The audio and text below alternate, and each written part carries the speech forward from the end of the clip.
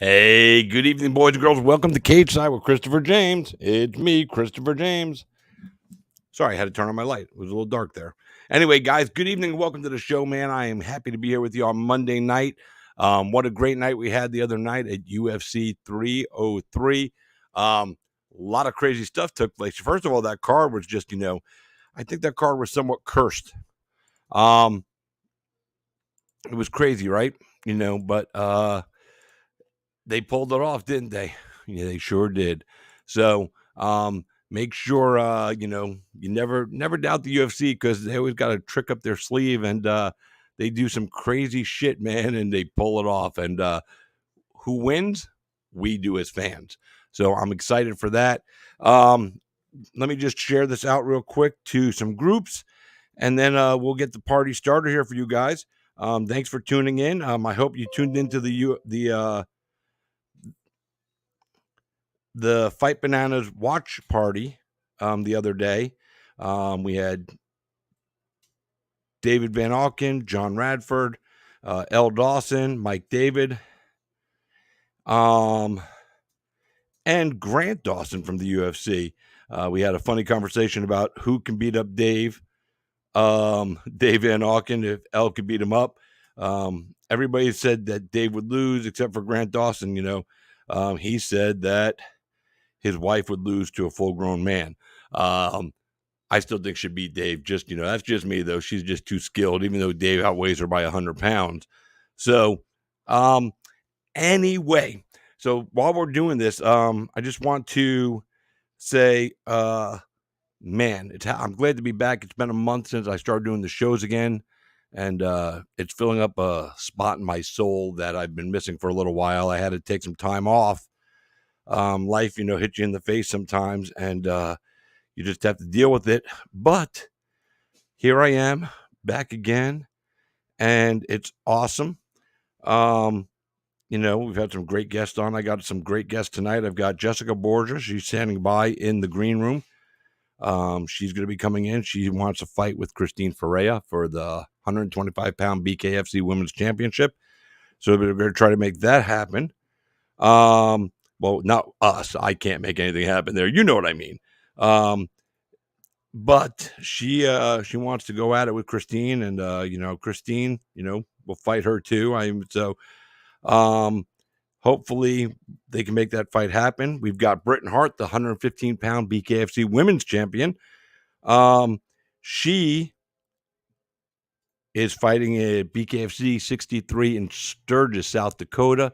August 3rd is the date. She's taking on Taylor Starling, fight many people have talked about for a long time, but it never came to fruition until now. As we know, Taylor Starling was fighting at 125, and she had the infamous moment where she was fighting Christine Ferreira for the title, and she begged off the fight. Like, she turned around and cornered up and said, stop, I'm done. Not a great moment for her, but, it's part of the game, and she was overwhelmed that night.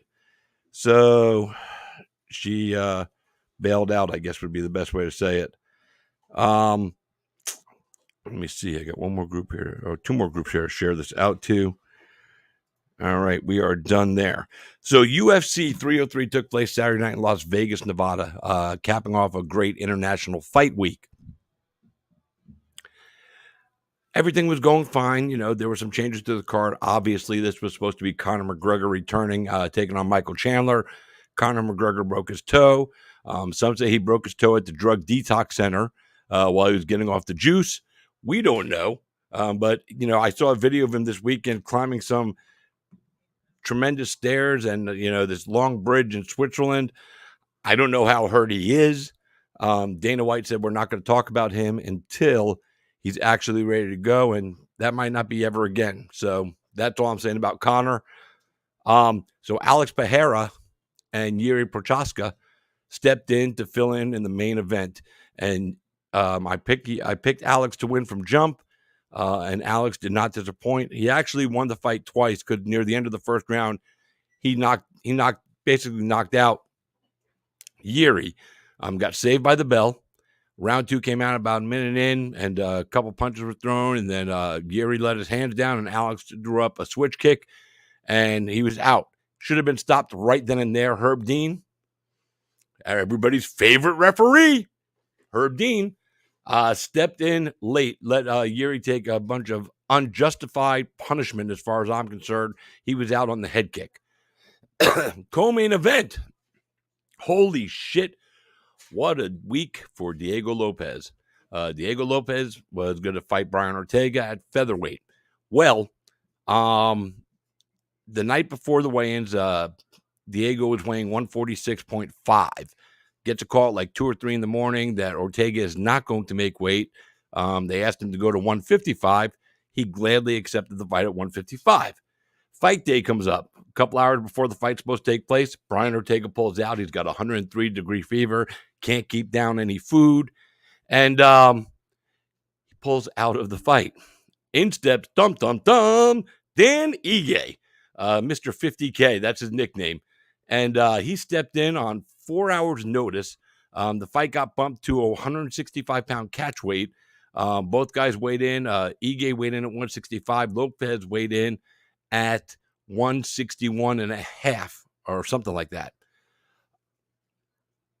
Because Ige lives in Vegas, right around the street from, right around the corner from the T-Mobile Arena, and because he was supposed to fight in July, already had all those medicals and everything done ahead of time for July, so they booked him. And he came in on 4 hours' notice, put on an excellent performance for a guy coming in off the couch. He was getting a massage on the couch at home when this happened.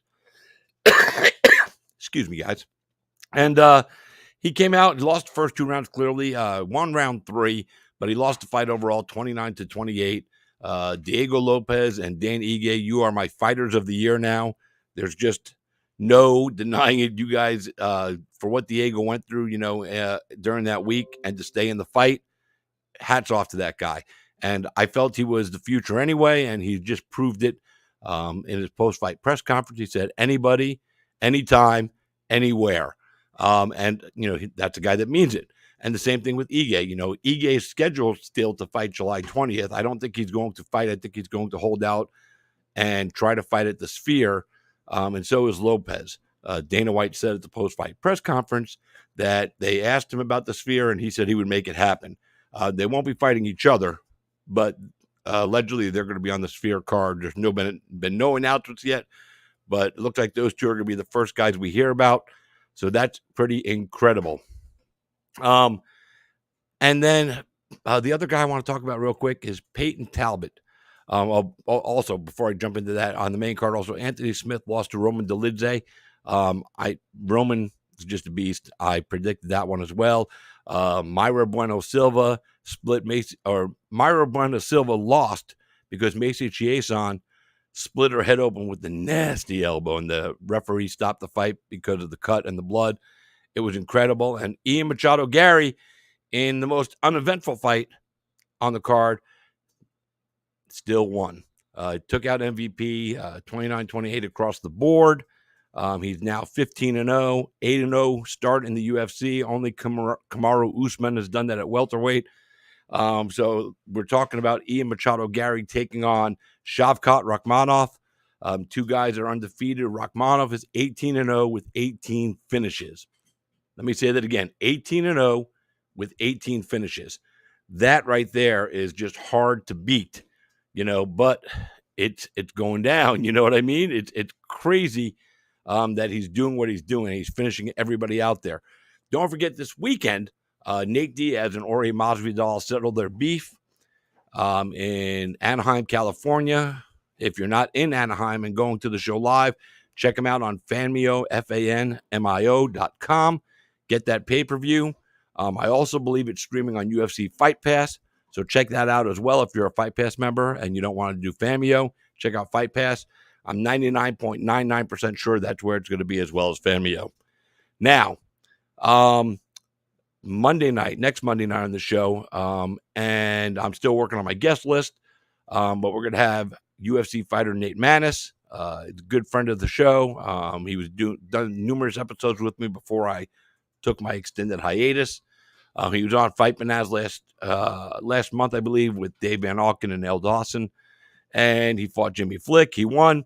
He's calling guys out, and we're going to talk to him on Monday night to make that happen. So we'll see if we can get him, put it out there in the universe and get him to the next big fight. And that's it. We're going to jump in a minute early right now with our first guest of the night. Oh, she just disappeared. I guess we're going to wait a minute. Oh, she's back. We're going to jump in with our first guest of the night. She disappeared for about 5 seconds, freaked me the fuck out. But now she's back. She's laughing. She's going, ha ha, Chris, fuck you. So, ladies and gentlemen, she's a good friend of the show. I've known her a long time. She's a Florida fighter. She's in my neighborhood, and I love her to death. She's always got a positive attitude. She takes shit from absolutely no one. No one. And she's hunting down Jessica Borga is joining us on the show.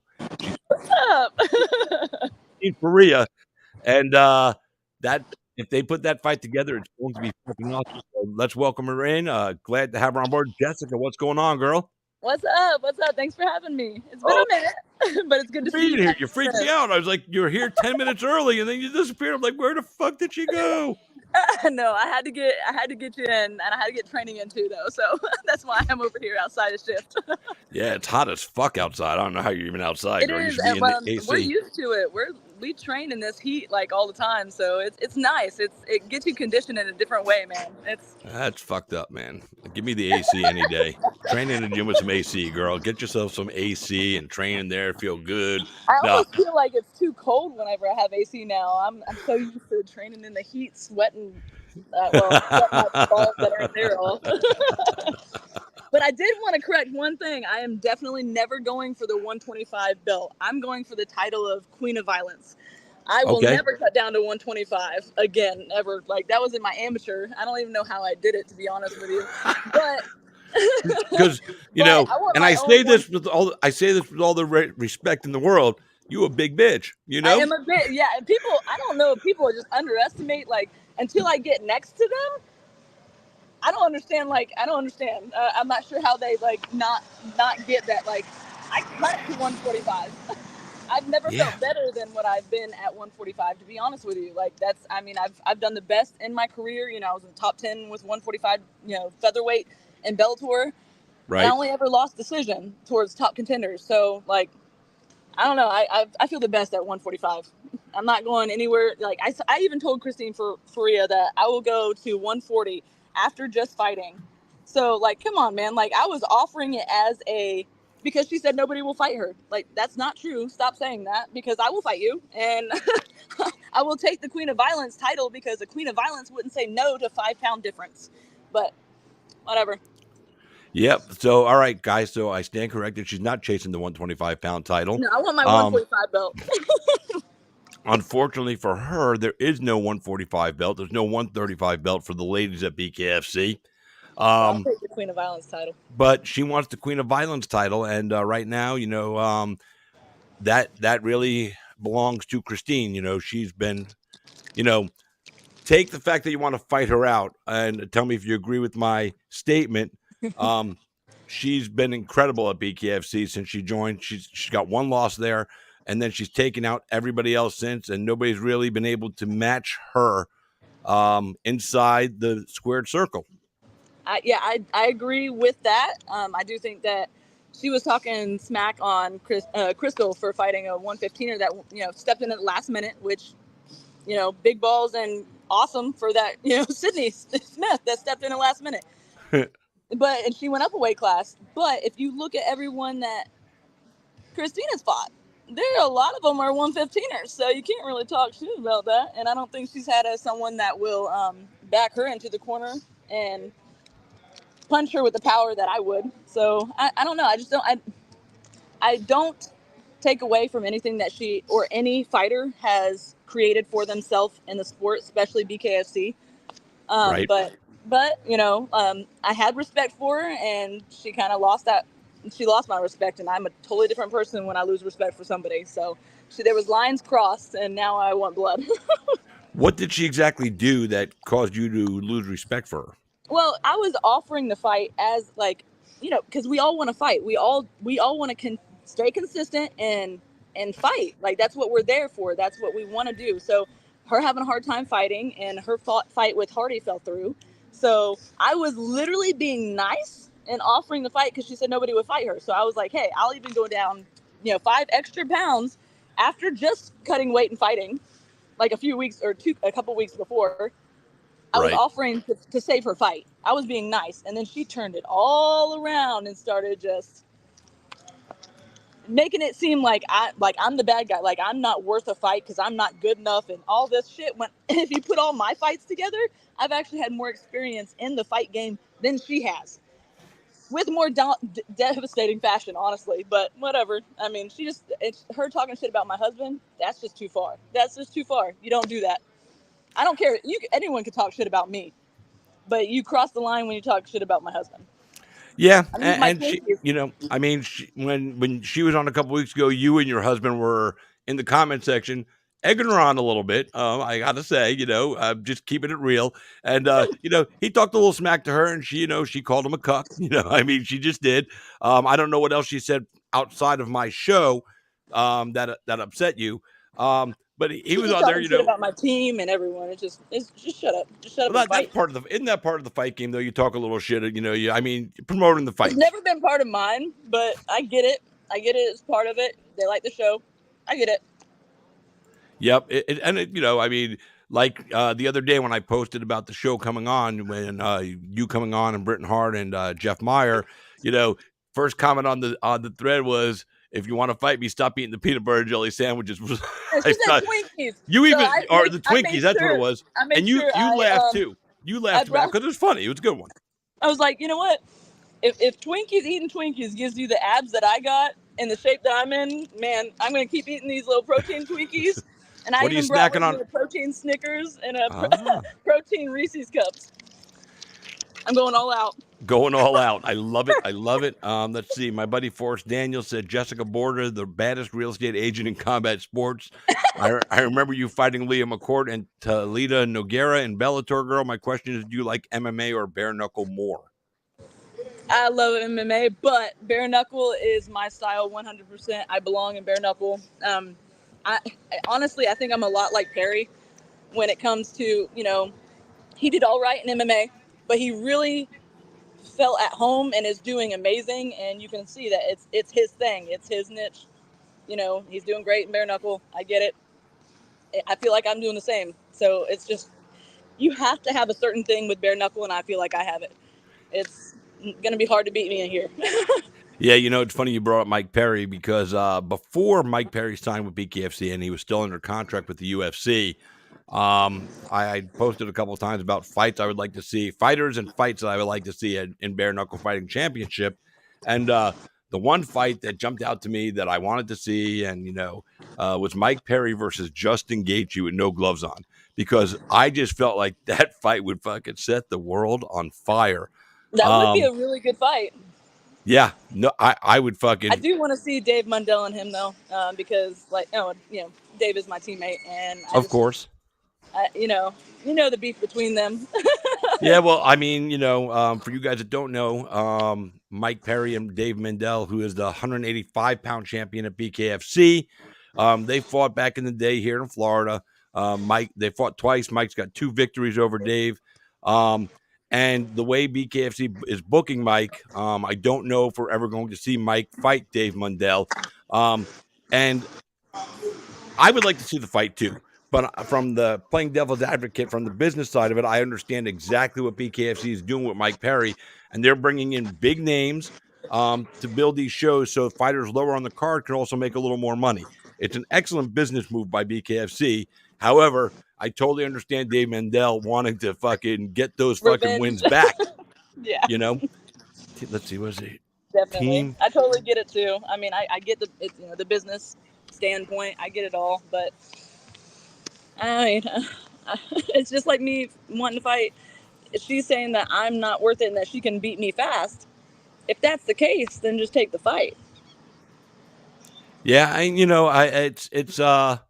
Christine, like I said, she's a 125-pound champion. She has been for quite some time. They've been having difficulties matching her up. Her last fight, she was And she supposed wants to to fight. fight at 35. Well, she was supposed to fight Heather Hardy in Mohegan Sun. Unfortunately, Heather Hardy pulled out, and she had excessive concussive syndrome, Yeah, and that's sad because that yeah, sucks. it's sad because she's awesome to watch as a boxer, and now Yes. she's done, and I shared something on my page the other day. She did an interview with some people, and she was talking about leaving her career behind and struggling on every aspect when she's a former world champion, and it just reminds you of what you folks as fighters go through, and sometimes for little or no reward. And Heather Hardy is the perfect example of what can happen to a fighter, that doesn't get taken care of properly by a promoter. Um, and I wish her the best of luck. I liked watching her fight. She's a good girl. Me She's a too. nice person. And, when it came out, even It would Christine be was, hard to accept that. yeah, Christine was very supportive of that, and in spite of your beef with Christine, Christine's a cool chick. She was like the first one to comment on the thing about how supportive she would be, and she offered to help Heather Hardy, in some medical capacities and other things because she understands the game. She knows what she sacrifices every day to go through. She knows what you're sacrificing every day to do this as a career, and what the result could be when your career is over if you don't get compensated properly along the way. Excuse me.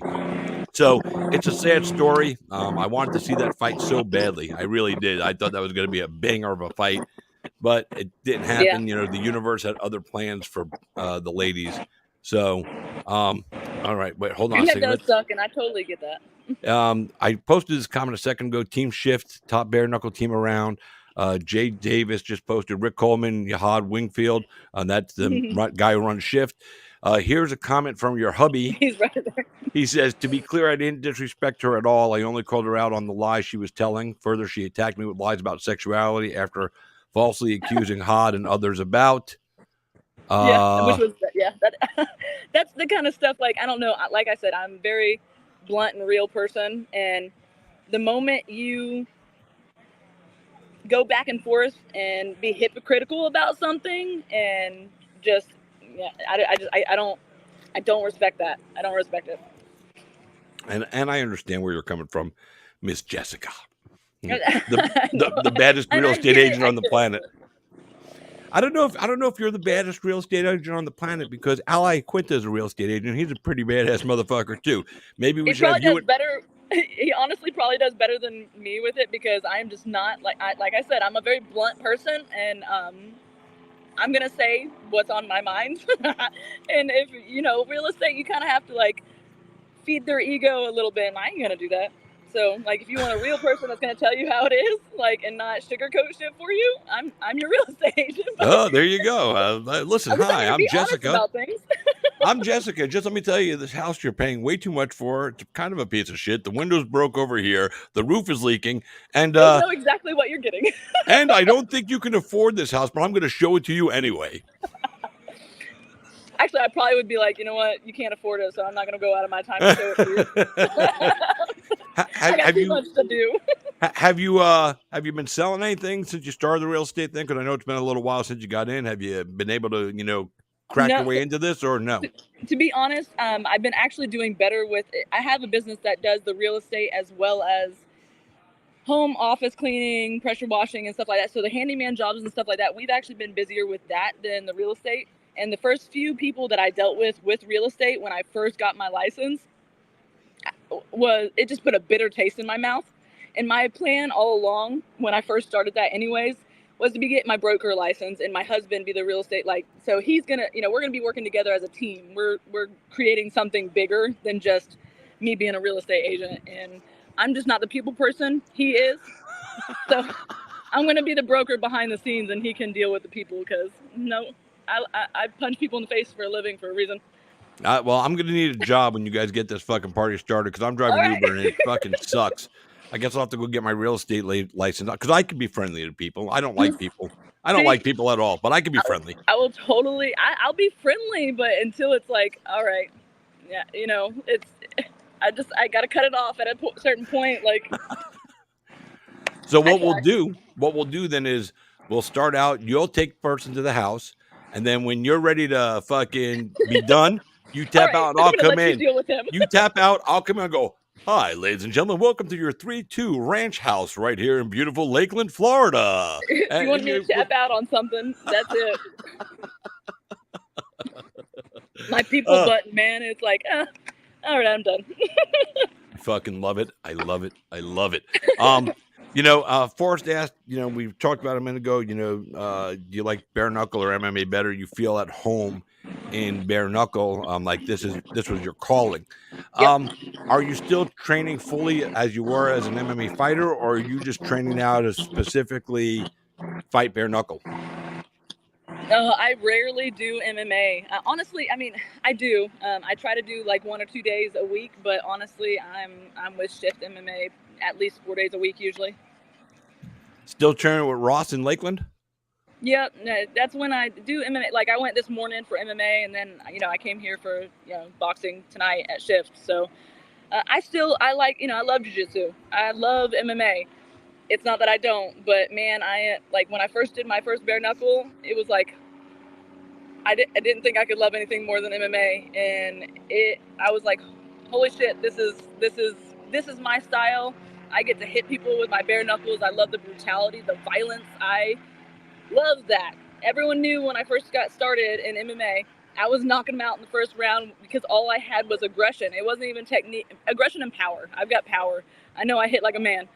Which I'm going to use that with bare knuckle. That's a gift, and I'm going to use it.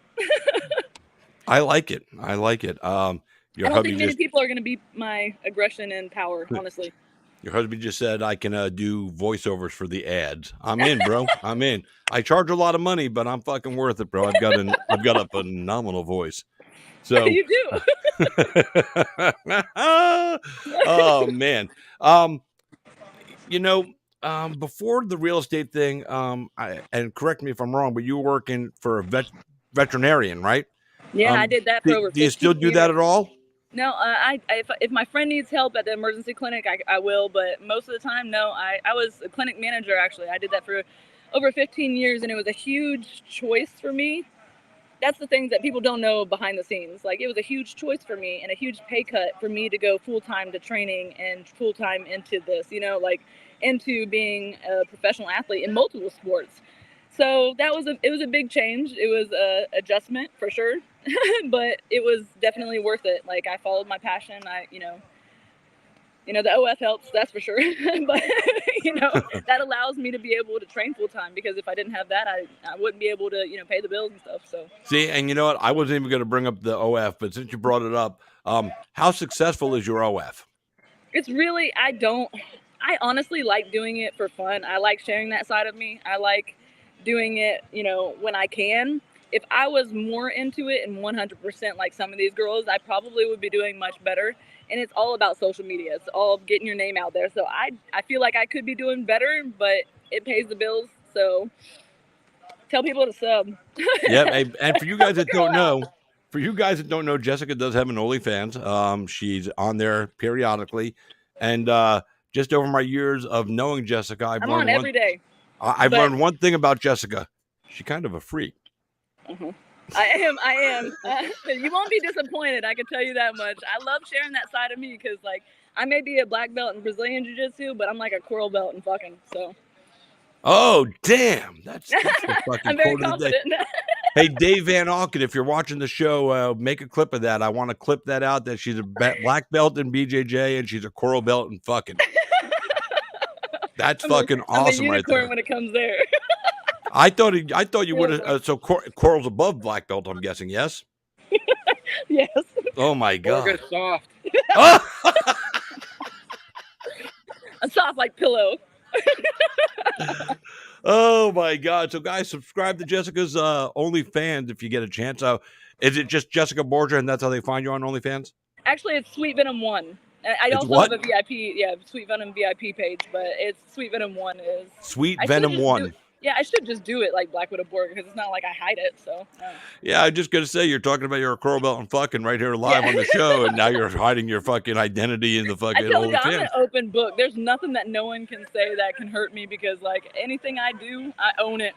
I'm not gonna sugarcoat. I'm not gonna try to hide it. I'm me, 100%. They either love it or hate it. And hubby Steve there is on board with you doing this stuff. Like he's all cool with it. Oh yeah, we're Does it swingers. bother So him at he's all? completely nope. He would if it wasn't for his job, he'd be taking part in it too. Holy crap! Yeah, but unfortunately, with his job, he stays away from the filming and stuff like that because he doesn't want to mix those two things. So they can't get on to him for what his wife does. Right. So Well, they could. I mean, they can. You know, they've tried, but really, honestly, he doesn't take any part in it. So, what I do in my spare time, they can't really bash him, and they know that I would make a huge deal about it. I think because like the Hawk 2 girl getting fired from her job. Yeah, that's what they said that as a fake.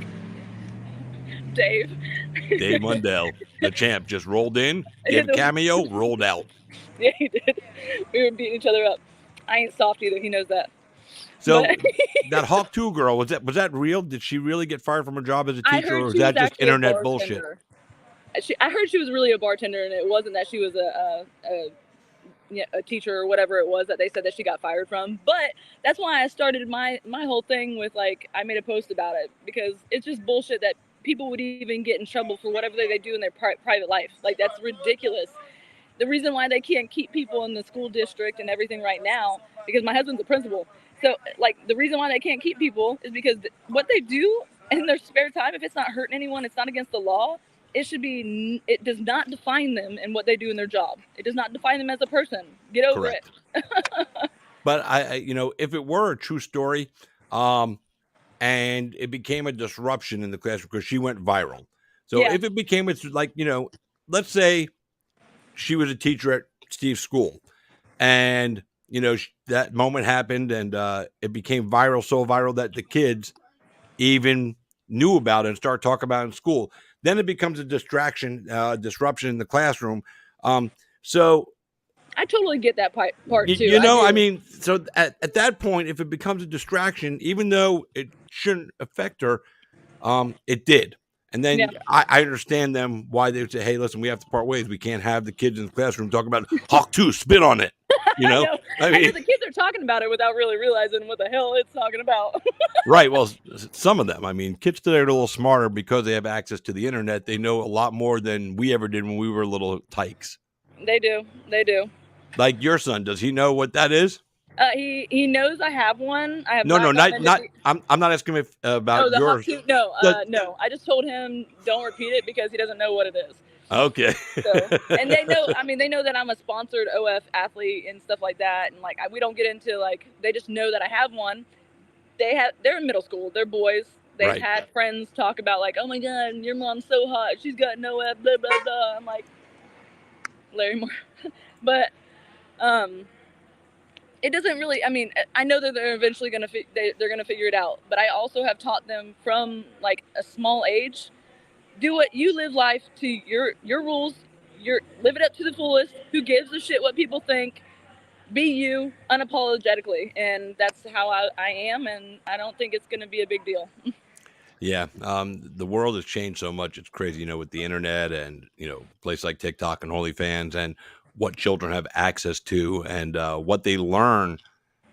Sometimes it's scary about what they see, and as a parent, I can imagine, some of the stuff you have to go through. My daughter's 26, so she's gone through it since she was 16. I mean, maybe even a little bit younger. And the boys are just now 14, so it's like. So you're with Shift MMA. I only have one complaint about your manager, Jihad. What? Just one. I'm tired of him dressing so fancy and trying to steal the spotlight from his fucking fighters. I mean, he dresses that way even to training here. So he'll be in his nice shoes and everything, just sparring, beating people up. He spars like that? He does. He wears his fancy shoes and everything.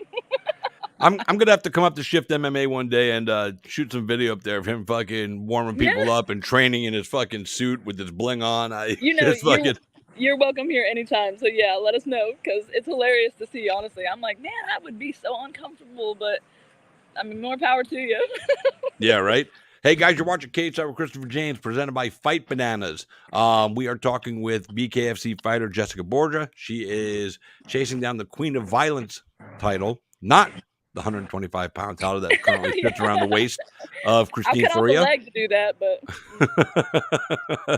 And just a quick shout out to our sponsors, hkausa.com. Log on there and use the code bananas20 for 20% off their gear. Tell them Chris and Dave sent you. They'll be happy to hear from you. And that's it on the sponsor plug. Well, got to make some money during the show, you know.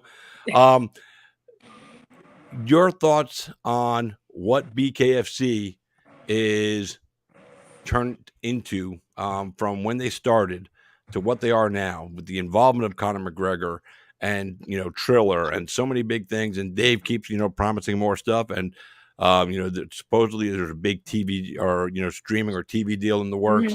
What's your thoughts of from when you first saw it to what they've turned into now? Oh, it's incredible. They're seriously building exactly the way they need to build. Yeah, he's doing all the right things. It's getting bigger, like just like how MMA started. You know, it blew up within 5 years. It's really at that time now. I'm really hoping that we're going to be getting more girls now and more people coming in, and I really think that that's going to be the case. I know a lot of people don't like to get hit in the face with bare knuckle, but you know, there's people like me that fucking love it. So I mean, they're doing exactly what they need to do. Yeah, and you know, the partnership with Conor McGregor, I don't know what it's going to turn into at this point. You know, the last BKFC event, Conor was all over the internet tweeting about it, posting about it, sharing about it, shooting praise to all the fighters that put on a show. You know, which you know, I mean, that's got to help BKFC, because if he's talking about it, people are watching and listening to him. I just don't know what else he's going to bring to the party. Are they going to, you know, allow him to be involved in some of the matchmaking, you know, and stuff like that down the road? Will he leave the UFC and come fight Mike Perry? Yeah, that would be, I mean, any of those would work. I hope they do. I mean, I hope it does get bigger, and you know, I get the business side, and they're doing what I think they need to do to grow the sport, and especially with BKFC. It is definitely the biggest of any of the bare knuckle. It's growing fast, and I think they're on the right path. Yeah, and you know, one of the things I admire about David Feldman and Bare Knuckle Fighting Championship, since he started, he doesn't talk about the other promotion. He doesn't talk about BKB. He doesn't talk about BYB yet. But BYB, like one of their, I'm not even going to say his name, but one of their owners gets on social media and just talks shit. And I have a lot of disrespect for that. Dana White, you know, doesn't bring up Bellator and PFL unless they pose a question at him, you know, then he'll Dana White's like you. He will answer the question exactly how he fucking feels. You know, so if you ask Dana White about PFL, or as he likes to call it now, PFLator, you know, which is fucking great. He said that at a press conference. Awesome. That's perfect. But if you ask him about it, he's going to speak his mind on it. But he doesn't go out of his way to discuss them, because he's not concerned about them. He's concerned about his promotion, the UFC. That's it. Oh, and Power Slap. That's the other one I wanted to ask about. Power Slap. Would you fucking do it? I mean, if the money was good enough, maybe. But I'm telling you, the reason, just to sit there and let someone slap me without being able to defend myself, and like, I don't know, would I be good at it? Yeah, I'm absolutely sure I'd be good at it, and I have the power to really like be devastating there too. But man, I don't know. I'd rather punch a bitch. I don't know. I'd rather like the knuckles just grinding in there. I don't know. A slap is just. Well, I mean, I've seen, you know, I'm not a big fan of Power Slap for what you just said. I just, you know, stand there and let somebody just crack you for no fucking nothing, and you can't defend yourself. Yeah. I don't like that. I think it's going to lead to a lot of people getting concussed, you know, head trauma. Yep. By the way, we got David McGee watching all the way from Glasgow. That's in Scotland. David? So we are worldwide right now. That's awesome. That is fucking awesome. Like Paige Van Zandt made her debut this past weekend at Power Slap. She did awesome. Yeah, I saw the videos of her, and I just fucking like it. It didn't even look like she keeps her pimp hands strong. She said she's a gangster, and I respect the hell out of Paige, because she's done the UFC, she's done bare knuckle, she's boxed. Now she's doing Power Slap, Everything she does continue. I mean, she did Dancing with the fucking Stars, for Christ's sake. Everything she Honestly, does is she's a to. lot like me. I feel like with the personality and everything. Like she just, she is who she is. She's gonna do exactly. She's gonna try it all. She's gonna do it all. She's, not afraid to, just show herself raw and uncut. I She's like like it. your mini me. Yeah, she is. She's so little. But yeah, I mean, it's okay to be sexy and violent. So like, Yeah, something, and it's funny. Sometimes I see females in the combat sports space, and I won't mention any names, that try to go the sexy route and are bad at it. You either have it or you don't, honestly, and it sucks. I feel bad for the girls that just don't have it and they just try, and it's like you don't, just fight. And I feel bad. I feel bad for the girls that hate on the girls that do it. It's the ones that don't do well. It's the ones that aren't sexy. The ones that try and can't, or that usually hate on the ones that do. Just leave us alone. If you can do both, why not? Why the fuck not, right? I mean, if you can make money at it and it's not hurting anybody, rock out with your beep out. You know what I'm saying? I mean, Faria always talks about the girls that have OFs and all blah blah blah. It doesn't make us any less of a fighter. It doesn't make anyone less of a person. It doesn't do any of that. So like, you sound dumb talking shit about it, honestly. I will say this. Sometimes when I hear other women talk about those that do OF and things of that nature, and they say they're upset about it because they feel it sets women back a little bit. I see you rolling your eyes. I do understand that a little bit because women have been fighting so hard to be treated as equals forever, in the sports world, in the business world, in the healthcare world, in the political world, and not rely on their sexiness to get that notoriety that they're looking for. So I do understand that argument a little bit, but I still believe this is America. You're free to be you. You're free to be what you want to be. So it's kind of like I get like morality issues sometimes in my head. Yeah, no, and I come from the strip club industry, so I have no fucking morals. I mean, let's just be real. No, I totally get that. I guess it's the way that you look at it, because in my opinion, a woman who does this, you're taking control of more. You're more in control of. You're the one controlling it all, really. So, and in my opinion, it's not really. It shouldn't be setting you back. You should actually have more power. And in my opinion, I guess it's all how you look at it. Everyone's going to have a different opinion on that. But, we're the ones that are using it. Why not use it? You're stupid if you don't use, if you've got the looks, you got the talent, you got, to all do all that and make more money. Why would you not do it? Like that's, to me, that's insane. I think the women that complain about it, because of the, the way women have had to fight their whole life to, get recognized for just, being who they are. I think they worry about how men look at those girls, like some guys, might look at you and say, oh, she's just, an OnlyFans girl. She, and I'm sure you've gone through it. I've known you for a long time. And I'll tell you guys, she's not just an OnlyFans girl. I mean, that's just a small part of who she is. And it makes her feel good about herself, and, if, I guess, you go back to the old saying, if you got it, fucking flaunt it. Right. Yeah. Honestly, I just love sharing that side of it. Like, I don't know. It's just something that I'm okay with. And I love, it's the side of me I want to show, actually. It's doesn't faze me. I'm proud of what I got. So I'm definitely not just a pretty face. They're going to feel me, in a different way, not just when we fight. So it's not going to be awesome. So I'm going to bring this back to the fight world now, because we kind of went off on a little side topic there. If you don't get the fight with Christine Faria for the Queen of Violence thing, because anything could happen. She might say no. She doesn't want to jump up and wait. I won't hate on her for not wanting to jump up and wait, because she's a 125 don't hate on me fighter. For not wanting to cut down either. Do you think I would ever hate on you? No, not you. I'm talking about more her. I'm talking about like, all right, I'm not gonna keep cutting a leg off for you. But if you don't get that fight, are there any ladies out there in BKFC in your weight class that you could fight, or are you just kind of stuck on the sidelines, fucking with in limbo?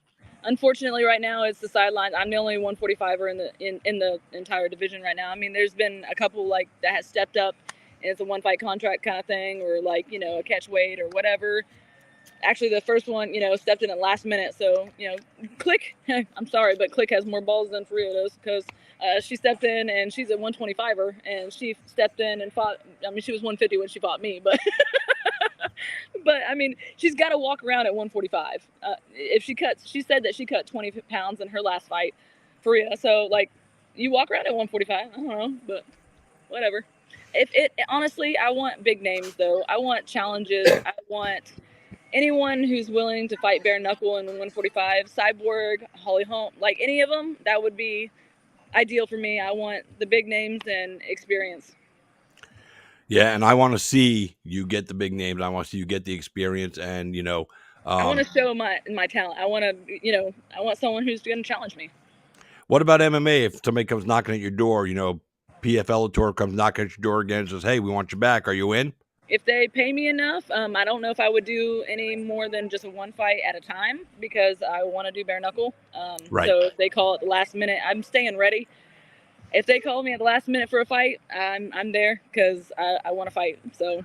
Are you under contract with BKFC for a certain amount of fights right now, or are you on one-offs? I do it one so far. Until they get a division, there's really no point, and anything can happen in between. So right. So what about I'm planning to stay with them. What about if BYB or BKB calls, from overseas or BYB? I've already talked to BYB and Valor and everything. They're not willing to pay me what BKFC does, so nope. I'm not taking a pay cut. I understand why you shouldn't. You've earned the right to expect a certain amount of pay while you're doing what you do. So, we've kept you a little longer than I had anticipated. And my next guest is running late, I guess. So we're going to let you jump out because I know you just had a hard day of training. I appreciate you taking the time out of your day. Guys, this is Jessica Borga. She is a BKFC fighter. She's a 145-pound fighter. She's willing to go down to 135 to fight for the Queen of Violence title against Christine Faria. Don't know if that fight's going to happen. I'd like to see it, but we just don't know how it's all going to play out. Give everybody your social media before you dip out, girl. All your socials. Everything you can pretty much find me, Jessica Borga on Facebook, but Black Widow Borga, Borga, Instagram. That has the Linktree app to all my social media. So that's the best. It's right there on the screen. Look, right there. Yeah, Black Widow Borga. Well, listen, it's always a pleasure to catch up with you. I'm happy for you just living life and enjoying yourself. And, whether we see you again in BKFC or not, I hope we do. I love it. I hope we do. I hope they find somebody that is willing to step into the squared circle with you. But if we don't, I know this isn't the end of your fight career because you'll find somebody to beat up somewhere. Yep, I'm going to, yeah, definitely. I want something as soon as possible. So. All right. Well, you have a great day. Tell your husband I love him. Give him a big smooch on the cheek. Go, that's for you, Steve. I love you. I will. I'll do that now. and don't forget, Steve, I'm doing the voiceovers and I'm coming out to help Jessica sell houses. Like I'll just be the voice and she'll be the one that actually gets the deal, and I'll just take a little percentage. There we go. That's how I avoid getting my real estate license. I'll just be like, the tour guide. That works, actually. I mean, technically, you can do that. I know. So I'm all in. So we're gonna have to make this happen because I'm tired of driving Uber. Fucking sucks. It does. I can't do it. They keep taking more money from me and fucking sending me on longer rides for less money. Fucking, I'm pissed off. Yeah, everything is the inflation and everything. It's just ridiculous. They're charging more to the passenger and they're giving less to their driver. They're like, fuck them. So anyway, they'll probably see this video. I'll probably get deactivated tomorrow. Oh, God, I hope not. Eat a dick, Uber. Anyway, Jessica, as always, just continue being you because that's the person we love. And thanks for taking the time out to join us here on Cage Talk with Christopher James, presented by Fight Bananas, and we'll talk again soon, girl. It's my pleasure. Take care. Boys and girls, that was Jessica. She's always a lot of fun to chat with. We are waiting for Britt and Hart to jump in. She's a little forgetful sometimes. She's got so much crap going on in her life, So hopefully, I'm texting her right now. I was like, hey, you got 5 minutes before your appearance. Hey, I'm waiting on you. Hey, are you coming? So she was supposed to be on with us 8 minutes ago. So we'll just wait for her. And if she doesn't show up, we'll go live at 8:10 with Jeff Meyer from Tough Enough. But if you guys got anything you want to discuss right now, UFC 303, I know I saw something in the comment thread. How did I score the Ian Gary MVP fight? I had Ian Gary 29-28. He did enough. He did enough to get the fight in his favor. That's my opinion. Dana White said he scored it as a draw.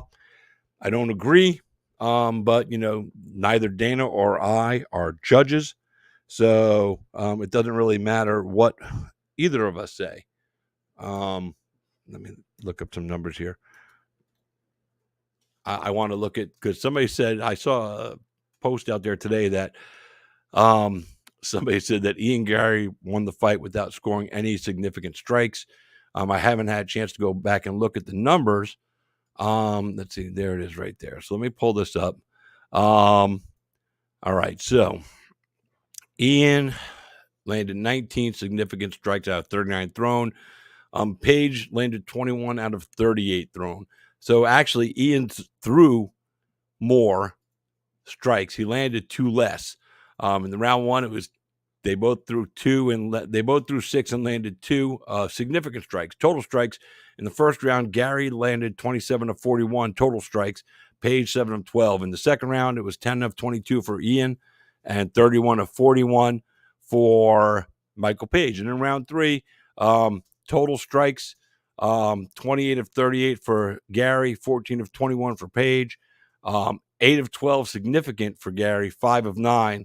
So, if you just look at the numbers on the striking game, and the takedowns, I mean, he won the fight. He got the takedown, had a lot of control, had 4 minutes of control time in round 1. He had 2 minutes of control time in round 2. And we're going to talk about that a little later, because I see a lady sitting in my green room. She's a little tardy, but that's okay. She's the champ. And we're going to get her in for you right now. Her interview will be a little shorter, but we'll get it all in. So here she is right now. She is the reigning, defending, undisputed 115-pound champion at Bare Knuckle Fighting Championship. Boys and girls, welcome the one, the only, Britain Hart. Hey, oh my goodness. Super pumped to see you. Let me apologize. All day I've had this written down. I mean, gosh, I must have one thing on the mind because I go in the gym at 5:30. So obviously it's almost 8. I'm at the gym at 5:30. I had the best workout, super hard, as you can see, for an hour. And then the other hour, I was like, you know what? I'm going to do extra credit because I don't really got anywhere to be. And I look at my phone. We get stuck in talking. We started trying to teach one of our members how to power clean. So I stepped in and we started doing power cleans. And I'm like, all right, bye, guys. And I looked at my phone and saw a text message. I was like, oh, idiot, idiot, idiot. I'm so sorry. It's okay. If I'm correct in my memory, I think every time I've had you on, you've always been a couple minutes late. So I expected you to be a couple minutes late, but I don't even get mad at it because, like you said, you're at training and, you have a big fight coming up. So you're a fighter. This is what happens with fighters. Like last week, I was supposed to have Luis Antonio Pena. He had something come up with his family. It happened. So I don't get mad. I'm just grateful that you're able to find the time to spend some time with us and our fans. And we get to talk to you and talk about you and hopefully help you grow your brand in any way possibly we can. So we appreciate it, and I just had Jessica Borga on. She was outside as well. She just finished training. And so now we got 2 outside girls, both BKFC fighters. So girl, I see you on social media all the time. You're doing stuff. You're all over the place. You're in Tamarack. You're in this place. You're in that place. You're everywhere, girl. Fucking, how do you do it? I know. Oh my gosh. I sit there every day and think that, honestly. And even like with this last, wasn't it last week, but it was like 2 weeks ago, I had this whole Ohio thing set up. And I was like, oh my gosh, I got to go up to Ohio. I got to come back. I got to be in Miami on Friday and Tampa on Saturday. There's no way I can do it. I was like, but you're going to do it. And I did. It was very hard. You were here in Tampa on Saturday? Yeah, I was I was actually for the fight at the I wish I would have known. I wish I would have known. Yeah, well, again, I'm obviously super terrible about being on time and keeping up with the times, but I'm trying my best, and that's kind of where it comes, where people are like, man, how do you do it all, Britt?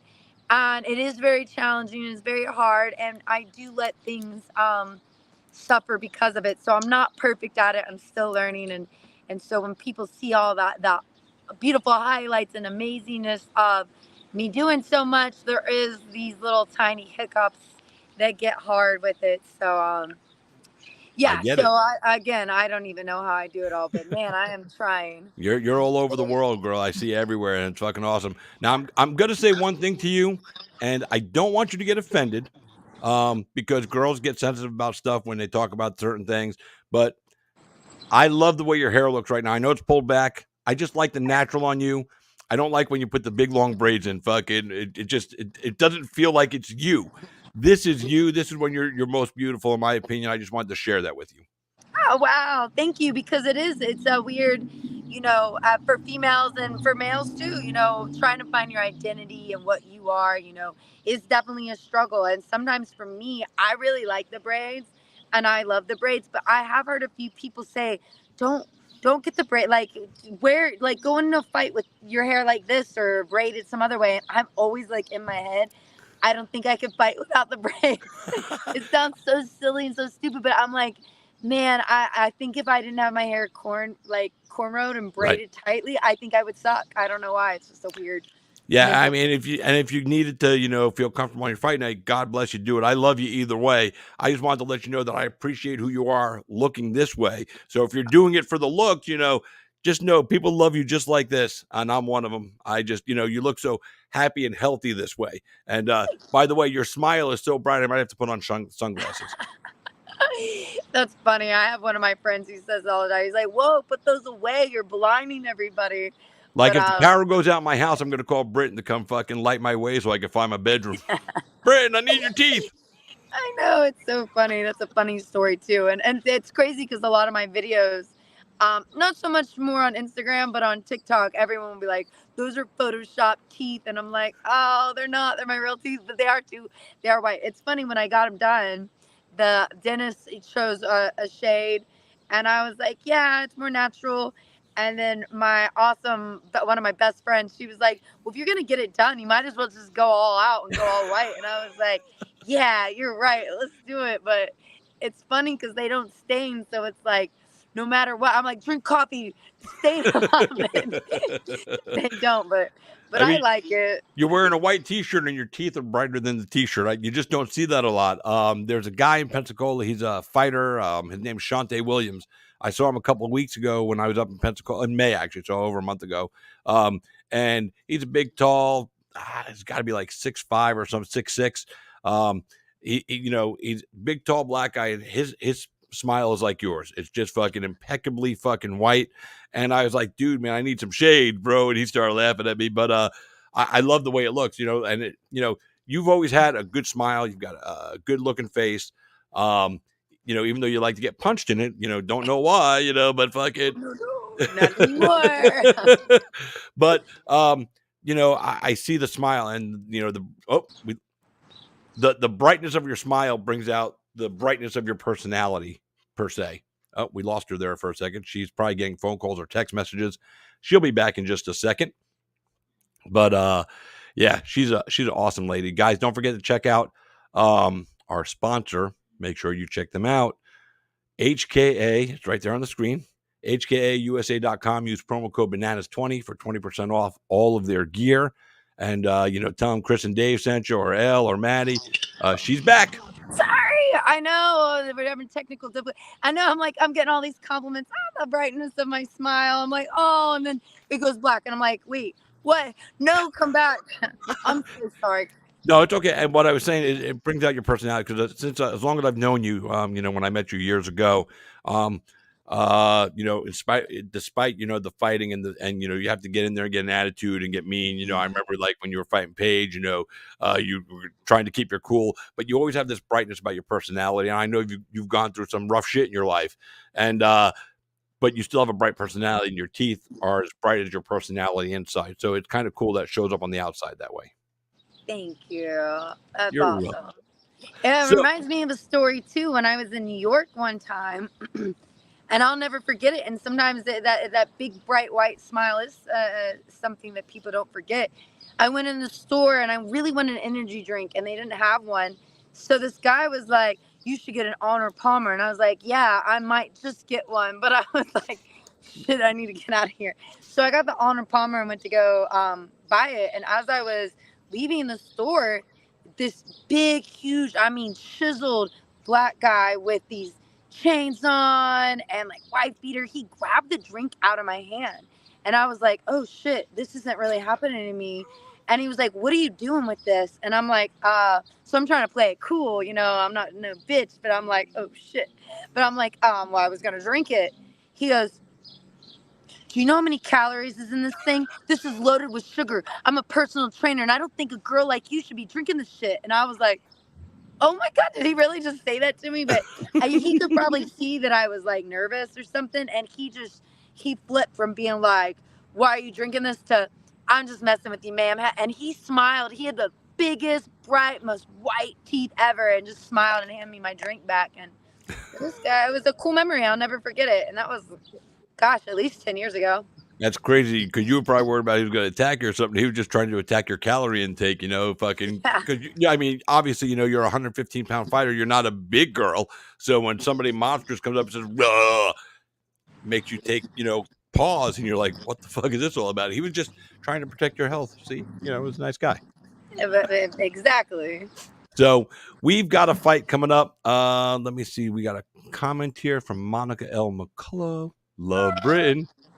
Yeah, we know she loves you. She never shows up on anything on my page ever unless I tag you in something. So fucking she loves you, but she's a Christopher James page hater. Monica, start liking more of my shit, girl. She says, post more Britain. I will. That shows Britain's got the That's bang what's for gonna. the buck. I'm waiting for that comment to come up right now. So you've got a fight coming up August 3rd, in Sturgis, South Dakota, during the fucking bike fucking week craziness. You're main eventing against Taylor Starling. Your title is on the line. It's fucking a fight that people have talked about for years. I remember we were here in Tampa at an event. You guys were both on the card, I believe. You both won, and I was trying to get that fight booked back then, and it wasn't going on. I remember we took pictures of you guys together. We did a little live stream. So now here we are, you and Taylor. Taylor had, you know, that. I hate to bring it up, but it happened. So we could talk about, you know, she had that horrible performance against Christine Ferreira where she turned her back and she ran from the fight. I mean, that's the only way you could say it. You can't sugarcoat it. You can't candy coat it. We all saw it happen live worldwide. It is what it is. But I give her respect for bouncing back and coming back to the sport and dropping down in weight because I think she's better off being at 115 than she was at 125. What's your thoughts on this matchup after all these years? Because you guys were buddy back then, and I don't know if that's going to change because of the fight. But what's your thoughts on this fight coming together finally? Yeah, I think you mentioned a lot of good things, and I think this fight kind of symbolic to that, you know, and kind of the same thing with me as a fighter, you know. But in this case, you do have two homegrown bare knuckle fighters, so I like that aspect more. Where when we fought back in the day, you know, she had really just got in. I mean, and so was I really. When you think about it, when I fought Paige, that was my fourth bare knuckle fight, and that was her first, so it wasn't too big of a gap. But I do feel like she got easier opponents in the beginning, where mine, on the other hand, were the hardest opponents in the beginning. So I do feel like she was built up a little bit, and then she royally shit the bed in the aspect of, you know, like it was disgraceful. No matter what people say, oh, you should have the courage to get in there, but and it's easier said than done. But at the same time, it's like, as a fighter, that you have to know, for anybody out there, yeah, you want to try it out, yeah, we want to be all like sunshines and rainbows and everybody gets a participation trophy nowadays. I mean, that's kind of what's wrong with the world. Like, no one's standout anymore. Everything's getting watered down. The sports are getting watered down. Fighters are getting watered down. You know, because we're trying to make everything equal, everything the same, everything this, everything, and it's not. It's not. People come from different backgrounds and situations. from different money sources, from different ideologies, different cultures, and that shapes us to be unique. But also, some people who have to battle through things like that, I feel like they should get a standing ovation for defeating harder obstacles. And I think people that go through it that way with hard work should get noticed, but they end up not really getting noticed. The people who get noticed are the people that are in the entertainment, the wow, the looks, it's no longer skills pay the bills. So as a fighter, it's like, all right, well, at least we're true to this, there's nowhere to hide in the ring, right? And so that was a really great example and case study to show that there is nowhere to hide. But as a fighter, like doing your best is doing your best, and not quitting and going in there and at least giving it all you have. And I just feel like for whatever reason she didn't do that. So it was something that we can talk about it because it did happen. And but I do think on the flip, this is another beautiful case study where, I mean, really to a lot of people it would have been career suicide. I'm surprised it wasn't, but maybe her tenacity to go back in and deal with the hate and everybody using that against her. And then she went in and she lost one, I think, with Jade, and then she came back and won one. And her response was really humble in that. And so I do think she deserves this fight. I really do. Where back then I really didn't think she did. I was like, kind of had my chip on her shoulder about it. And the same thing, yeah, we were friends. And I got really, really upset with her because I felt like she kind of stabbed me in the back, and did a lot of things that really upset me. And kind of the Pearl Gonzalez thing was like the straw that broke the camel's back. So Right. it was what it was. So now it's kind of like, whoa, you left that door open for me to say the things that are matter of fact because you did the same to me with me working my ass off, with me going in there and proving it, with me walking it like I talk it, and then for her to kind of like stab me in the back like that, it's like, all right, our friendship makes all things off the table. You want to say what you want about me, I'm going to say what I want about you, and when you're ready for this fight, let's make it happen. And so now that I've seen it, I remember with the Jenny Savage fight, I remember when that fight happened, I was like, damn it, I think Jenny Savage is going to beat her, as much as I hate that girl, but it would really suck because then it would really ruin Taylor and there'd be no way she would be a worthy fight for me. And I really want to have this fight for kind of the personal reasons and the backlash and the fans getting involved and all this. Like, I want that to be put to rest. And actually, if it's not me all being bitter and hateful and putting the girl down, but I'm kind of hoping that it's those old school theory and techniques. When you have a problem with someone, you take it out back, you duke it out, and at the end, you see them really shake hands and be friends, and Yep. sometimes be better friends at the end of it. So Yeah. Well, I it's am hoping that that happens. and that's something that I love about fights. You see guys that have bitter rivalries, guys and girls that have bitter rivalries. They get into the cage or the octagon, and they fight it out, and may the best person that night win, and then they hug it out. And let me be clear with you guys on something. I said what I said about Taylor because it happened. There's no hatred here from me. I respect Taylor. Anybody walks into a cage or a ring to fight, takes a big set of cojones to do that. And in spite of her less than stellar performance, I guess would be the nicest way to say it, against Christine, she came back. She didn't let her hold her down. She found her confidence again. She came back. So we're going to get a title fight August 3rd in Sturgis. They are the main event. We got a question from the crowd. Britton Hart, my only question is, what does Taylor Starling bring to the table that you haven't seen before? Because you faced the best in the game, and that's Christine right now. She's, one of the best in the world at what she does. So champ shit there. What do you do? What do you see from Taylor that, she brings? Anything different?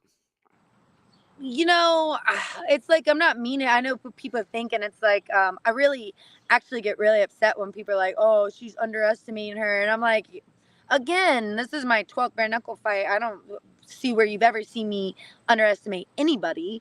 So that's not the case. But I will say, I think it's about time that I earned the confidence and the utter confidence going in this fight. So I think that's going to be different on my part, which I think will be better for me. I think that I earned it. I think a lot of people want to see it.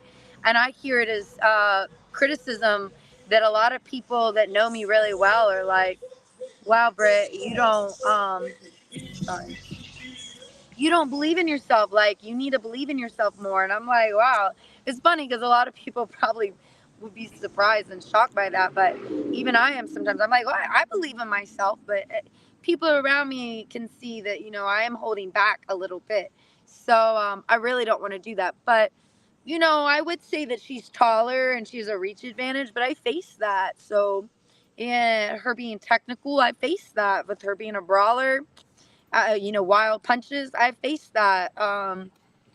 MMA background. I faced that. Kickboxing. I mean, I faced everything that Taylor Starling can be. So maybe, and then the pressure. It looks like the fans really like her. She probably could be a fan favorite. I saw that poll and it was pretty even. Like it was like 50-50 on the predictions on who's gonna win, and I was blown away by that. Like, what are these people like? You know, I don't know, but it's cool, and I like it because it is a worthy challenge. It wouldn't mean anything if I went in there and, you know, I was 90% predicted to win. Then it would be like just so one sided and lopsided. So I guess I'm thankful for that. But Awesome. you know, I think you know, maybe Taylor has nothing to lose, and that will be the scary part. But I thought someone like that too. Melanie didn't have anything to lose, and she told me that at weigh-ins. You know, it's a win-win for her. So I don't know what I'm just going in there to be the best me ever, and that's really it. So That's it. Well, I'm glad that BKFC is showing you the respect as a champion, and they're giving you this big main event slot in Sturgis. It's going to be a wild, crazy weekend. Feldman said they're going to get, you know, the cuts, like, you know, biker cuts for everybody that's fighting, everybody that's participating. He said that the last BKFC show when he was being interviewed by my guy Cyrus Fees. So it's did going he to be now? awesome. So Is he gonna get fight bonuses too? yeah, I hope so. You know, unfortunately, because I could talk to you for hours, but you came in a little late. And I got my next guest standing by. I wish you the best of luck in everything you do. Like I said, I love seeing your social media. I read your post. I could feel your energy coming through. You know, we've always talked about the energy inside you, and you put it out there in the world. So we appreciate that because your energy might make somebody feel better one day, and that's what it's all about. Before I let you go, real quick, give everybody your social medias so they can follow you. If they're not on the Britain Hart train, they need to get the fuck on it, right? Yeah, absolutely. Again, I try to figure out this crazy world and be like, what do people want to see? What is this? Maybe I should do this. And you know what? I really just said, fuck it, I'm me. I do a little bit of everything, you know, so hopefully if you don't like one thing, stick around, you'll like another thing. So, you know, Amen. and that's the greatness about us as people and friends is like, hey, you know, it's okay to see things that you don't like because there might be things that you really do like, and you got to stick around to kind of see and find that out. So I keep it simple and easy for everyone. Team Britain Hart. Mostly Instagram. If I really am going through something more personally, I'm on Facebook. And then when I'm really feeling myself, I'm on TikTok. But other than that, I can just keep up with Instagram. So if you guys really want to get a hold of me or spread the love back, comments are the best way because I'm on the comments. DMs are definitely more private. I rarely do that because I'm out, like I said, you know, just urge everyone to go out there and try something new and be the best, you know, them. And if you're scared to do it, definitely follow me. I do crazy stuff all the time. So hopefully you'll see something that might inspire you to try something out, whether it's, you know, indoor skydiving, wrestling alligators, diving with sharks, electrician, boxing, you know, whatever. I love it, girl. Well, listen, we appreciate you. Let's get this one up here from Joe Elmore. The champ is here. Let's go, Britain. Um, Let's go. we appreciate you taking the time out of your day, coming right out of training and joining us on the show. As you know, I've known you a long time. I always support you in everything you do. I wish you the best of luck in this fight, and I hope you come out, you know, on the other side with your belt around your waist still. You know, and that's it, girl. You know, we love you. Thank you again for being part of K-Star with Christopher James on Fight Bananas, and we will talk again soon. Maybe we'll, you know what? I'm going to say this right now, and then I got to jump because I don't want to leave my other guests waiting. But maybe what we'll do is fight week in Sturgis. Maybe we'll get you to jump in like right after the weigh-ins because I hear it's going to be really crazy up there. So I want to see it live. So maybe we'll bring you in for a live shot from the Sturgis. So we'll see if we can set that up. But anyway, you go have a great rest of your day. God bless you. Love you. Talk again soon. Love you too. Have a great one. And sorry for the next guest, but rock this interview. You got it. He's all good. He's waving it off. He's going, don't worry about it. All right. Be good, Britt. We'll talk again soon. Bye-bye. Bye. Boys and girls, that was Britt Hart, the reigning defending BKFC women's 115-pound champion. She is awesome. She's a great girl. She's got a lot of heart, a lot of personality. She's gone through struggles, and here she is, a world champion. So, if you guys are going through struggles, just remember, if you put into it, you get out of it. That's just the way it works. But we're going to bring in my next guest. I've interacted with him on social media for years. He is the man that promotes Tough Enough. They just celebrated a 30th anniversary. For you guys who don't know, Tough Enough is in Vegas. It's an MMA promotion. 30 years. That's like UFC style. You know what I'm saying? I mean, they've been around that long, and they continue to put on great shows. We're going to ask them about it, but I'm sure they've turned, for fighters from their show to big shows and everything like that. He used to do it with his brother. His brother passed away a little while back. God rest his soul to Barry. But we're going to bring him right now. Mr. Jeff Meyer for the first time on Cage Side with Christopher James on Fight Bananas. Jeff, how are you, brother? I'm good, thanks. How are you, brother? I'm just living the life, man, having a good time. And, I get to talk to people like you and these fighters on a regular basis. And I love it, between doing that and ring announcing fights. It makes me happy. So, other than outside of my family, this is the happiest I am when I'm doing stuff like this. Life hits you in the face sometimes, and sometimes you just got to punch it back and just, keep moving forward. And I know you understand that 100%. So before we get real deep into all of this, you're out in Vegas, and we were messaging earlier. You said, you don't know all the crazy stuff about the UFC. Did you happen to catch UFC this weekend? Oh, of course, dude. And I mean, let me first say thank you for having me on. I will clarify what I was messaging with you in a second, but please forgive me. I have to do a proper intro and say, let's get ready to mumble. Like, did you see that meme about the debates? Oh, yeah. Man, that was great, right? So, Joe. So it's a pleasure and an honor. Thanks for having me on, Chris. It was really fun to hear Britt and Jessica, and wish them the best. And I'm so happy to see like all the awesome success that Dave and everybody over there at BKFC is having. And so like I was saying, yeah, I messaged you because like it's weird. I mean, I almost feel like a dinosaur or something because I've been around for so long, and it's hard to keep up, bro. I mean, I somewhat sort of like stay in my bubble, if you will, and, like kind of focus on keep the blinders up. Used to know every fighter, every, backstory to every fight, but I don't anymore. And I admit it. Okay. It's the truth. I'm like, I was messaging you a little bit more of like a techie. My brother was the fighter. Okay. So because of him, I got so lucky to come and be around all this stuff. Like my first UFC was UFC 8. The David versus Goliath and Bayamon, Puerto Rico was the very first one I went to. And I remember my brother. Yeah. So thanks. But I wanted to tell you a few things about the history, and then please, let me tell you to say whatever you want to ask me about. But yeah. I remember my brother's like, hey, you want to go to the, UFC in Puerto Rico? I'm like, yeah, of course. What's up? What's going on? It's like, well, we're cornering a fighter whose name is Keith Milkey. He was an alternate, like, as I said, it was the David versus Goliath. So our guy was a little guy. So I got to walk out. My first experience was, like you could see me and my brother walking. We did the Gracie train. And it was funny because like my dad sponsored us with his, he had a company called Index Futures Group, which is like a commodity brokerage firm, right? And we just loved UFC so much. And he was proud to support his son, I guess, and so you see us in those old videos walking out to the cage in Index Futures Group, like whatever, like sweatpants and a hoodie or something.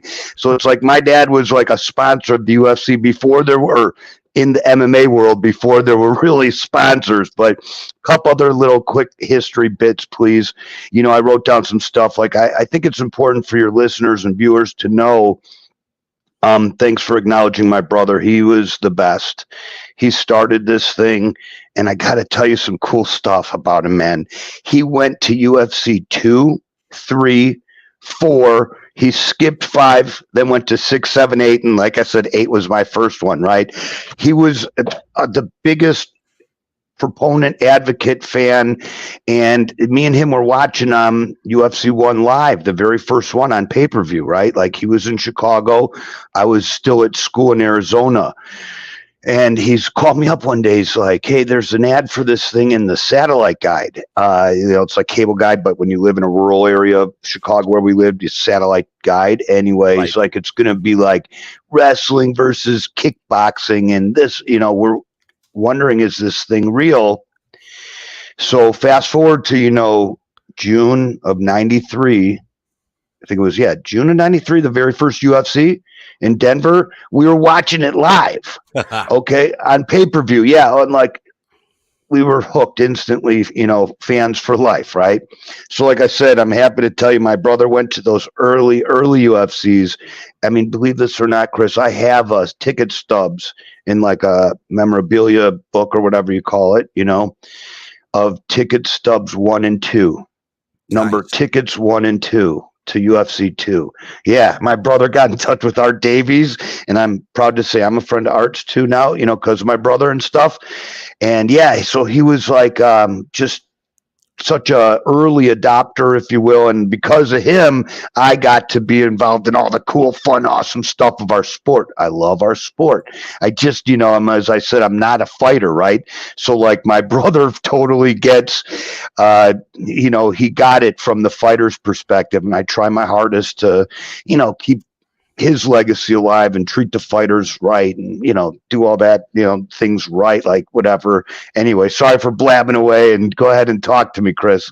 No, it's okay. Blab away, dude. That's why we brought you on. We want to know, and it's cool that you shared these stories with us about your brother and being at the first UFC, the second UFC, and having those tickets, and traveling to Puerto Rico. And I had no idea that you and him, actually cornered a fighter in Puerto Rico, and you got to do the walkout. I've been covering the sport for a long time. I've been a ring announcer for a good amount of time, and I've announced many fighters before they got to the UFC, and I always tell them, hey, when you get there, I want to come with you. I want to walk out with you just once. I just want to feel the experience of walking into the octagon with you.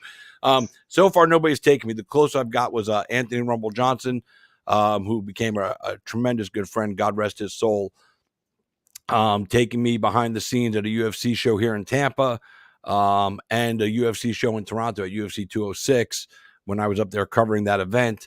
And we walked out in the arena because they did a montage package for him, because he was supposed to fight in that card, and then he was supposed to fight DC, and DC had to pull out, but they still welcomed him into the arena.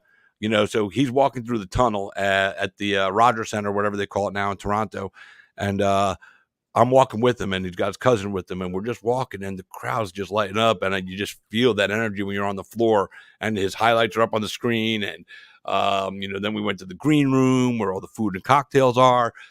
It was truly an incredible experience, and one that I'm grateful for, that I got to share with such a good man, and again, God rest his soul, just like your brother. So it's awesome to hear those stories coming from you, and being involved so early in this sport. You've been doing this a long time. Like I said, your brother started, and you're carrying on the company in his vision and in his name. And a lot of people would have not done that. They probably would have let it just pass away as he passed away. But you didn't do that. You kept his dream alive, and you continue to keep his dream alive every single day. You give the fighters opportunities to, cut their teeth and really work their way into the sport. And for that, 30 years, hats off to you, because there's not a lot of promotions out there that had that longevity. Thanks, Chris. How is it for you, knowing that you're just a little bit younger than the UFC.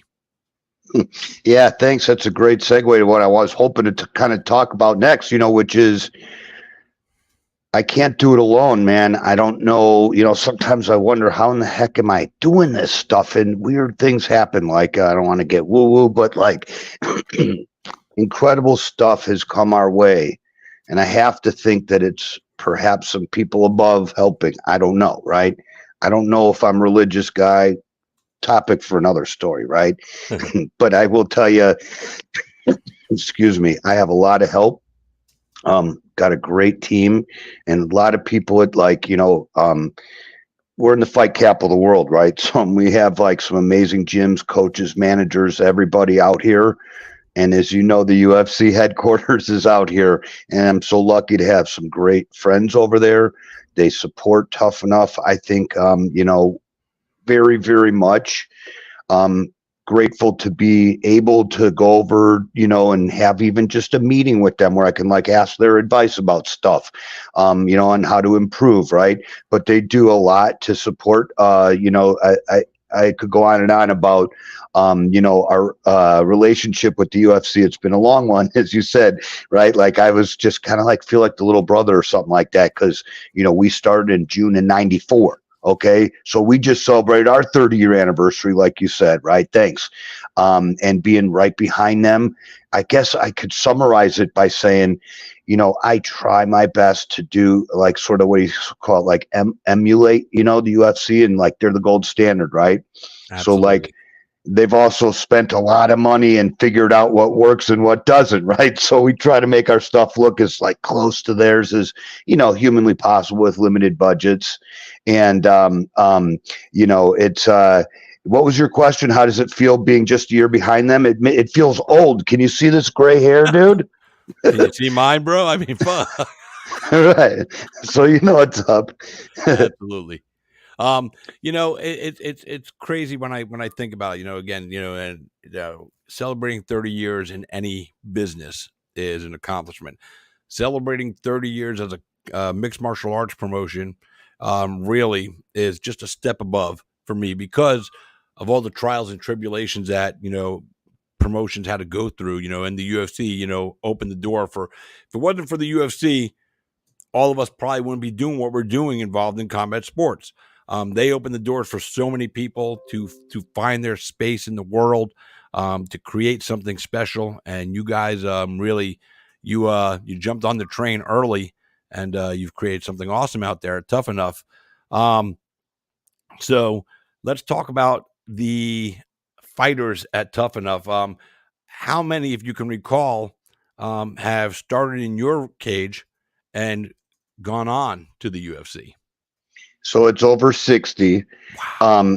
Yeah, I know it's crazy. Like being that we've, been around for that long, as you could imagine, right? So like we're blessed to have seen so many. Obviously, Ronda Rousey is probably like the biggest name, but there's some other big, awesome names that I would like to tell you about. For example, Khalil Roundtree.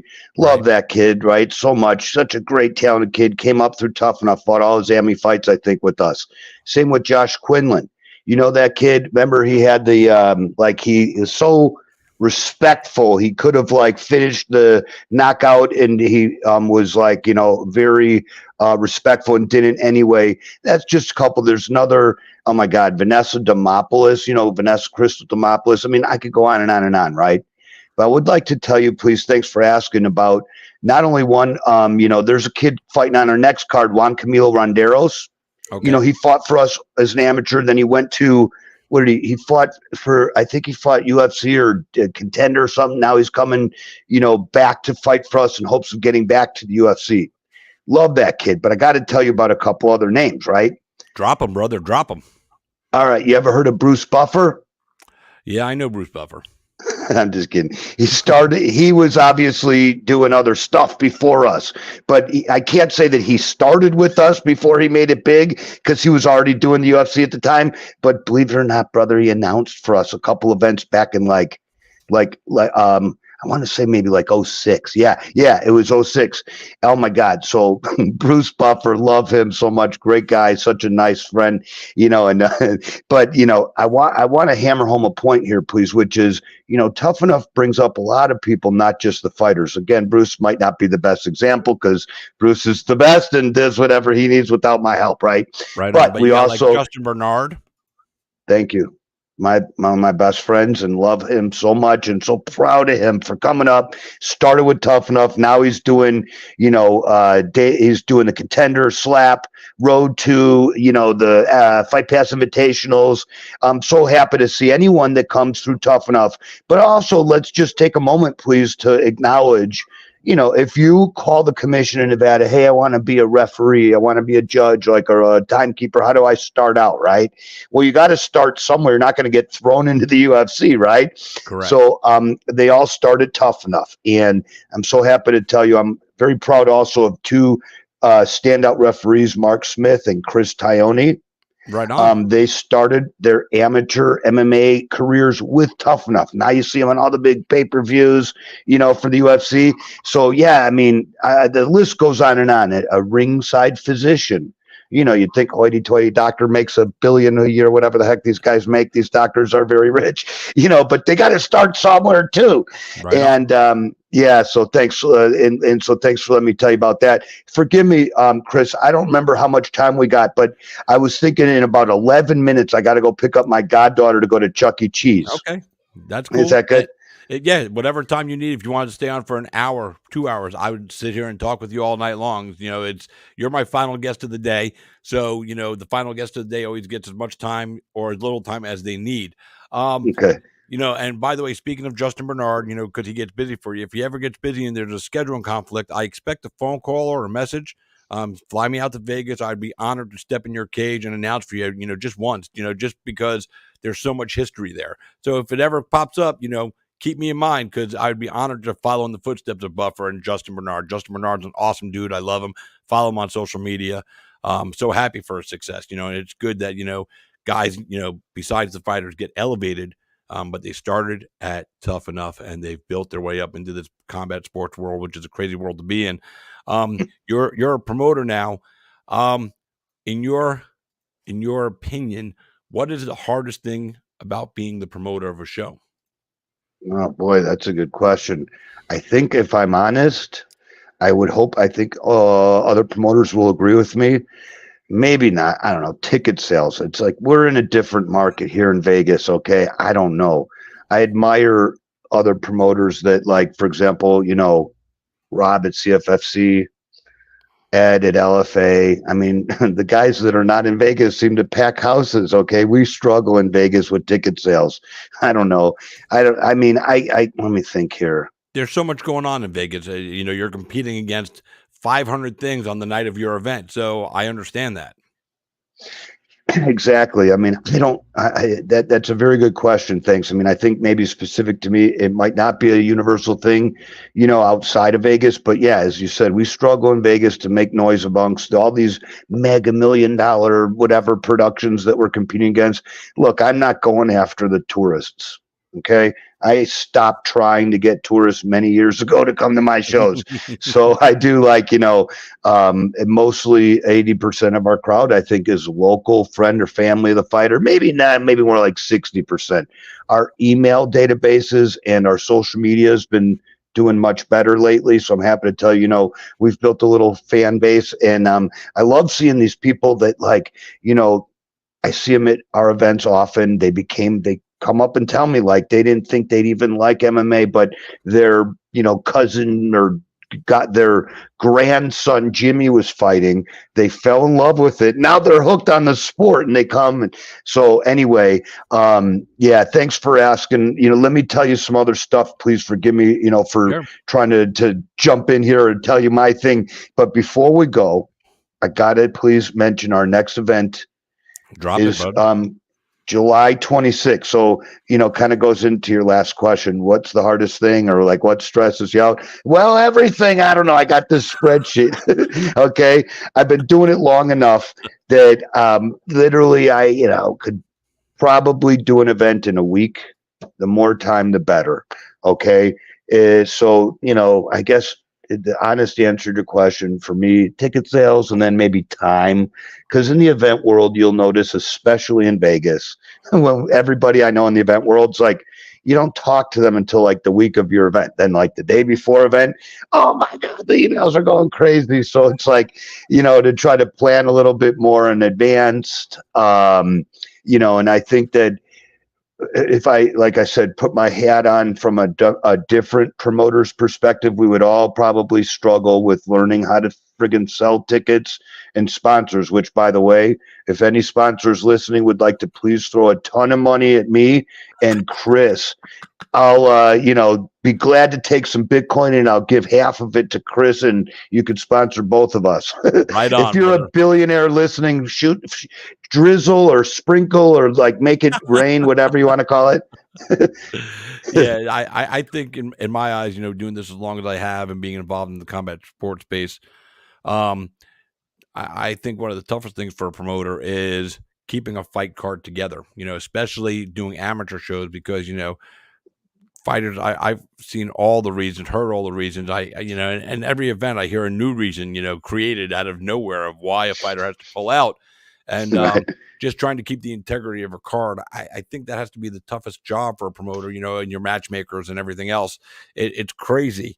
But again, you must be doing something right because again, it's 30 years. For you guys watching, 30 years. Think about that. 30 years.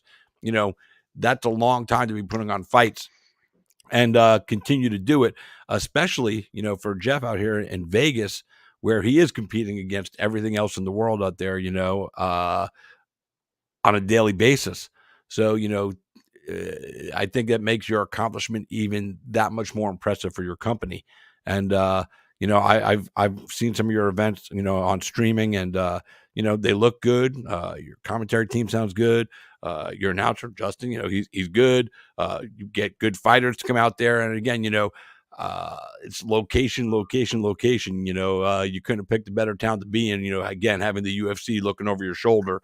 And building a relationship with them and understanding that you are not going to be the UFC. I see some promoters get into this game and they think they're going to compete with the UFC. It's like, listen, man, you're not. You got one overseas, they think they're going to compete with the UFC. But PFL and Bellator, now they've joined forces.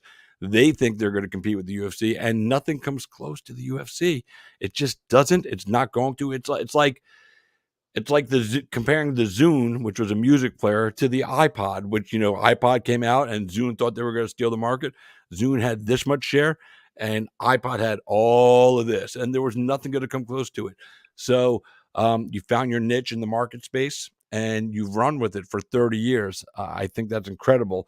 I know you're running short on time. I've got a question from the crowd. Do you have a special moment in Tough Enough that sticks out to you the most in your memories? Thanks for the great question. Yeah. It's just sitting there with my brother, man. I really loved, just like he says to me, I remember he says, like, all these people are like coming at me and can you be kind of like the buffer between like, people and me? Because I want to just sit there and chill and watch the fights, right? And so it was great to be able to sit right next to him. Sorry if I get a little choked up. I'll get through it. No, I know how much your brother meant to you. I see your post about it. Whenever you talk about the shows, you talk about, him. Because without him, this probably you wouldn't be doing this. So, Yeah. I get Thanks. it, man. Of course. Yeah. So sitting there with him, man, was it awesome. And, it was an honor to be able to help him and do everything. But like sitting there watching Rhonda comes to mind. Okay. Thanks for asking such a cool question. I haven't thought about it, but I got to get back to one thing. You said that Zune thing, dude. I feel like I had one of those. Was it purple or blue? I can't remember. Do you remember? Or I have variety of colors? I have okay. Mine's Yeah. black. Oh, okay. Maybe, I don't know. I think, yeah, you got what a crazy time.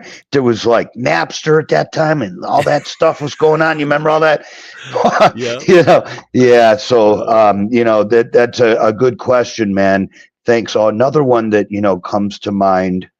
We did some awesome events at the Thomas and Mack. We had this free event called Pack the Mack, and we had like 16,218 people in there, right? Wow. And I remember like, I could imagine being all scared, freaked out, nervous about all, the things that go into an event that large, right? And I'm like, I had a dream. I mean, I don't, like I said, believe in, I don't know if I know about that woo-woo stuff. If I believe in, I don't know what I believe, right? But I had a dream where it was like, it's a lot of people yelling and screaming. It was like kind of crowded in there. So I was like, super nervous going into that event. And then luckily it was a lot of people, as I said, 16,000. And there was a chant. They were like chanting because we played a memorial video to my brother, and the crowd was chanting, Barry, Barry. Dude, it was awesome. It probably gave you goosebumps. I can't even imagine being there and hearing the crowd chant your brother's name. It was cool. That's so cool. And 16,000, was that an AMI show or a pro show? That was all AMI before COVID. We were doing all AMIs. Then COVID had us down for 2 years. China virus, whatever you want to call it. So we came back. Very proud to tell you that the UFC, we did a broadcast deal with Fight Pass. Yep. So when we came out of the pandemic, we came out strong, and we started broadcasting live on Fight Pass. And as you can imagine, thanks, brother, with the Fight Pass stuff, just like any TV network, but because it's UFC, we want to make sure even better. To be perfect, it's got to be to a certain standard, right? So like the amateur stuff even now has that same high level of broadcast quality, and you can watch our amateur stuff on beIN Sports Network. And in an effort to hopefully please increase our viewership of the Fight Pass broadcasts, you got to check out these fights we got on July 26th. We're going to go live at we go live on that one at 7 p.m. Pacific time. So that's 4 p.m. for us on the East Coast. No, it's 10 p.m. for 10 you. For us on the East Coast. Sorry. I Other went way. You were in Hawaii. Yeah, you were in Guam or an island off of. I don't know where you were at. But don't tip over the island of Guam, dude. You know that story? What the heck? It's just upside down world, brother. But anyway. Right, well, I'm looking at my clock, and I know you got to jump out of here now. There's one thing I got to do with you. No, it's okay. We'll definitely do this again and revisit this, and we'll talk some politics too, because I have a feeling you and I are on the same page. So yeah, you think? But I got to do this to you. It's something I do to every guest on my show. I've done over 300 episodes, and I've had 600 guests on the show or more. The first time a guest comes on my show, and I don't tell anybody in advance. I could have told you in advance, but I don't, because it ruins the effect of it. So I always ask somebody to jump out of their comfort zone and sing for us. I don't care what you sing. Okay. And you don't have to do a whole song. Just give me 15 seconds or something. Just all right, because the fans love it. It's like some of the fighters come on and sung the Fresh Prince of Bel-Air. I've had guys come on and beatbox. I've had guys come on and rap. It's so much fun. So Jeff Meyer, the floor is yours. Take it away. All right. Happy birthday. No, I'm just kidding. My buddy in Florida, Michelle Watterson, did that on my show. I had her live in Tampa. Yeah, but she did like this hyped up version, like happy birthday to, like this weird version like I've never heard before. And she sang it to Mike Davis, who was celebrating his birthday at a UFC event here in Tampa. So nice. You'd have to beat her, and it's hard to beat her on that one. So you got to do something different. All right, thanks. So my buddy in Florida's father-in-law says I look like Frank Sinatra. I don't get it, but he's called me Blue Eyes, right? So here we go. Start spreading the news. I'm coming to town. I want to be a part of it. New York, New York. How's that, brother?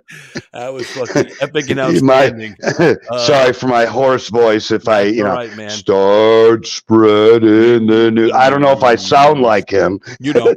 But but thank you for letting me try. Yeah. No, nobody sounds like Blue Eyes. So but you gave it your best shot. That's all we ever asked. It's a fun moment to end an interview on. It kind of takes you into, oh shit, I just talked about fights. Now I got to sing. It's just a weird thing. I came on a few years ago, and it's been very, Good very one. successful. The fans love it. Nice. For you guys that are just tuning in or just, watching the interview, thank you. This is Jeff Meyer. He's the promoter for Tough Enough. He's got his next event coming up July 26th, you said. Yes, sir. It's going to be airing on Fight Pass, 7 p.m. Pacific time, which means it's 10 p.m. Eastern time. If you don't have Fight Pass, get it. If you think you don't want to spend the money, wait till the day before the event. Sign up, try it out for a 7-day free trial, watch Tough Enough, and they will welcome you into the fold. And once you watch, you'll be hooked on watching shows on Fight Pass. Jeff, I appreciate you taking the time. Congratulations again for 30 years. I feel it in your post when you talk about your brother Barry.